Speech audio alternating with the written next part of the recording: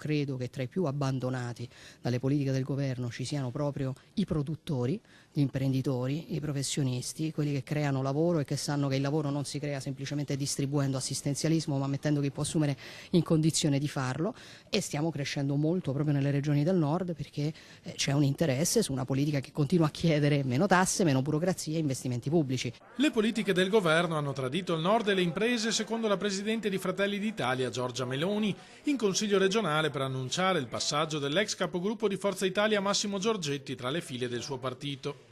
I temi tradizionali della Lega, sostiene Meloni, in questo momento sono portati avanti da noi.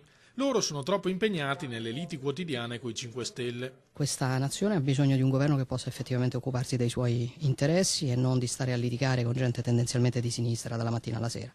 Il centrodestra, sostiene Meloni, va ripensato. Per questo abbiamo lanciato l'appello per un grande movimento che possa crescere e riportare a casa tante persone che in questi anni si sono allontanate e vogliono portare al governo del Paese una realtà coesa con un programma condiviso.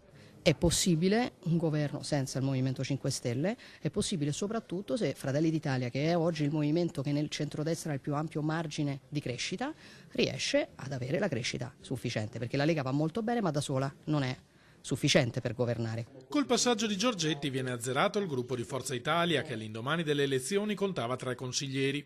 Il primo ad abbandonare gli azzurri per il partito della Meloni era stato il padovano Massimiliano Barison, poi lo scorso dicembre l'addio dell'assessora Elena Donazzan, rimasta in giunta come indipendente.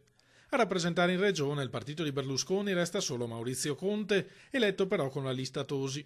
Non avremo più evidentemente il nome di Forza Italia nel gruppo, nei prossimi giorni faremo tutte le carte, tutta la parte amministrativa necessaria, ma di fatto noi continuiamo a sostenere il Presidente Zaia.